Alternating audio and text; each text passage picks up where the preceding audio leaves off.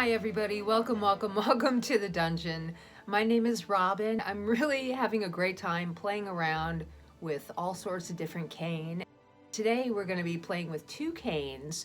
One is called the Pseudo Onion Skin, and I do demonstrate this cane in Flameworking 101.34, I believe. And the other one I'm going to show you right now. It's a two-color ribbon cane, and it's just beautiful. I thought that these two canes would look really nice together because one is pulled straight and the other one has this awesome twist to it. With that said, thank you guys so much for watching. Take care of yourselves. We'll see you next time in the dungeon.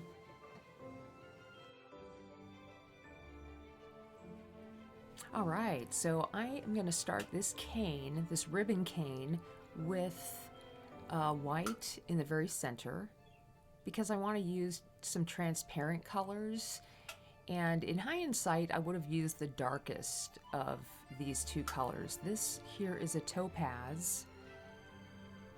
I think it was actually a medium topaz. I should have went with a dark topaz, but I put enough on here to make it work, and I'm just going to add it to one side and smash it down with my little mashers. And then on the other side, this color is really pretty. It's called ink blue, and it's just a really nice, I mean, it is just like ink blue. It's a beautiful violet. I'm going to press that down. Now, at this point, what I want to do is have some black stripes that will surround the edge of the twist. This is the Intense Black by Effetri. It's a great, solid black. Even when you pull it out, it's really nice and dense. I want to make sure that all the white areas that I can see are covered up in the color. And now I'm going to go ahead and shape it up a little bit and add clear. We're going to add a lot of clear on this. In fact, so much that I've since run out of clear. But you can see I'm using a rod, and then I'm picking up another rod, and I'm picking up another rod.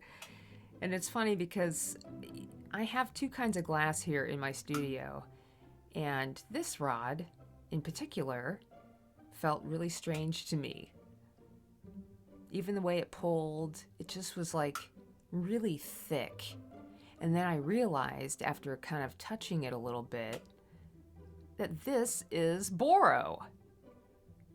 So I immediately have to take that off. Anytime you mix boro in with your Moretti, it's like a disaster waiting to happen. So heat up the area that you need to discard and swipe it away with another piece of glass. And you will be able to feel the glass get softer and softer. And when you get to that soft layer, then you know it's all good. You're clear of the boro. Oh my God. And now we can continue. That does not happen very often, you guys, I promise. I'm more organized than, well, we'll say I'm more organized than that, so. All right, now it's time to put the punty on. Make sure it's just going in there a little bit. Take the rest of what you have off until it makes a nice, clean, uniform end to it. And then you can go ahead and use your other punty there and start to heat up pretty much in the center. You don't want to heat up too much of the edges. And now right before I go to make this twist and pull, the first thing I do is twist. I hope you see that. And then the second thing I do is pull. So first you start the twist, then you start to pull, and then you twist faster, and then you pull harder. This cane turned out really nice. All right, so now we are going to go ahead and use it in this bead coming up. Okay, that was a lot to unpack in a quick amount of time. So if you have any questions on how I pulled that out, let me know. Okay, moving on. The base of this bead is going to be this apple green that I got. It's kind of like, well, it's like an apple yellow. And it's actually a little bit much more yellow than it is green. I'd almost say it's like a mustard yellow. And what I'm going to do is just make a small barrel-shaped bead. And that's it. I just want this to be my very center core of this bead because we're going to add a lot of clear. No more boro though. That's good. Rolling this out and hitting the edges is really important. I just want a nice clean shape to go ahead and put this cane on. This cane is the Pseudo Onion Skin of the week. I love to make these. Every single time you make one of these, it's different every time. This is a combination of different like red, pink, violet, black, a little bit of yellow, maybe some orange. And it's just a beautiful combination of colors. So I'm going to spiral that on so I have stripes going down the bead. Roll it out and then prepare this for the next round. Now I'm just going to use the spiral cane and start to lay it down lengthwise on this bead. And when I do this, I do my best to heat up in the area where the cane and the bead are touching. That's where the flame is. I walk it all the way down the bead, a little at a time. I only have 4 bits of cane on here, but I think that that was plenty. And I'm going to heat this up. Nice and gentle. I don't want to overheat anything because there is some dense black in the Pseudo Onion Skin that I don't want to spider web out. So I don't want to overheat it and have that color like overpower everything. Okay, once the glass is cool enough, and look at this pattern. I just love the way it looked before any clear was on it as well. But the clear just pops everything. It's so cool. Make sure your bead is nice and cool before you start to add this clear. And while you add the clear, you see that it's heating the bead up, so you don't have to worry about flashing that bead in the flame. Just get the clear on there and move on.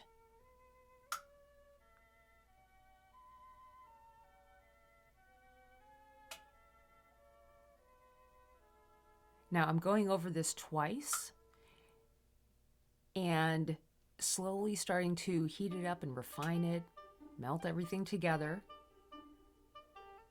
I don't want to trap any more air bubbles than necessary. And I do like to heat and, kind of marver the glass on the left side of my torch. I don't know why. So I have things set up like that so I can roll it. And then I'll just turn my mandrel around and roll the other side. So it may look like I'm working on the same side, but I just continuously am turning the mandrel around.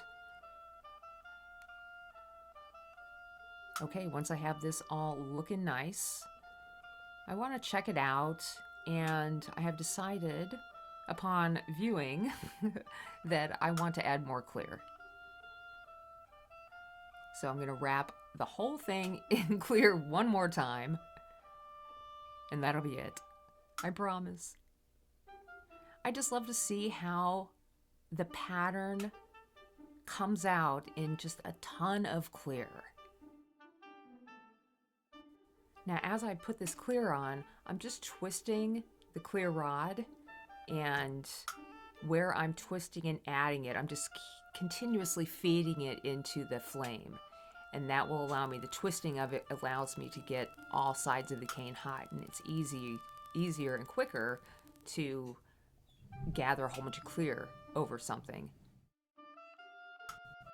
Okay, now that we have all the glass on here, we're going to heat everything up and get it nice and round.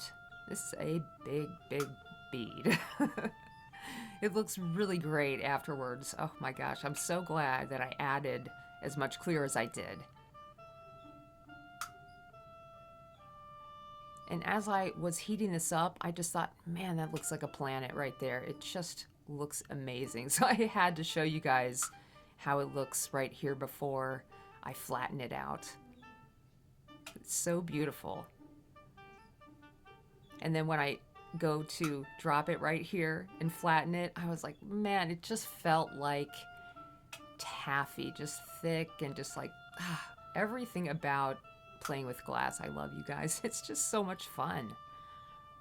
Now I'm going to do a quick heat in the front of the bead and get that all nice and melted in, and we're done.